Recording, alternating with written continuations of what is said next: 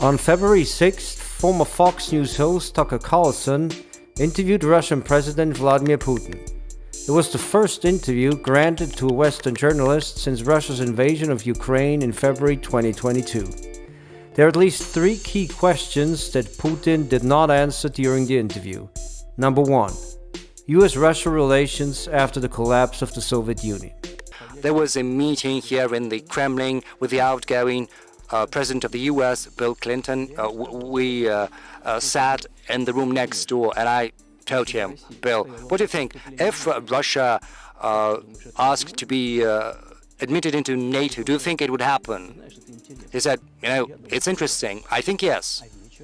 But in the evening, when we had another meeting for dinner, he said, I've talked to my team. No, not going to happen, not now.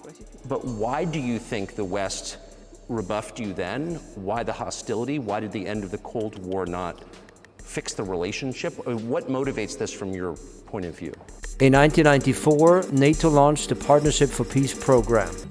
The goal was to reach out to the newly independent countries of Central and Eastern Europe. Influential foreign policy analysts such as former U.S. Secretary of State Henry Kissinger and former U.S. National Security Advisor Zbigniew Brzezinski called for formal NATO expansion.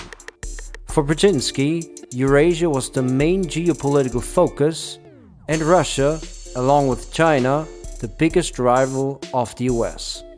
NATO expansion would help ensure that the US remained the dominant power in the Western Hemisphere, extend its influence eastward, and geostrategically neutralize Russia as a rival in Europe. The war in Ukraine is a consequence of this US foreign policy. In the bigger picture, the goal is to maintain the American empire and extend the global dominance of US and transatlantic capital. Question number 2 that Putin didn't answer: the geopolitical importance of Ukraine. Why then perpetrate this coup and all those victims? And why pose a threat to Crimea and launch an operation against Donbass? According to Brzezinski, Ukraine is one of 5 geopolitical pivots.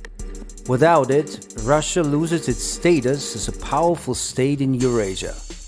From the US perspective, the goal of the Ukraine war is to weaken Russia politically and economically as much as possible. A long war could eventually put Russia on the path to collapse, similar to that of the Soviet Union.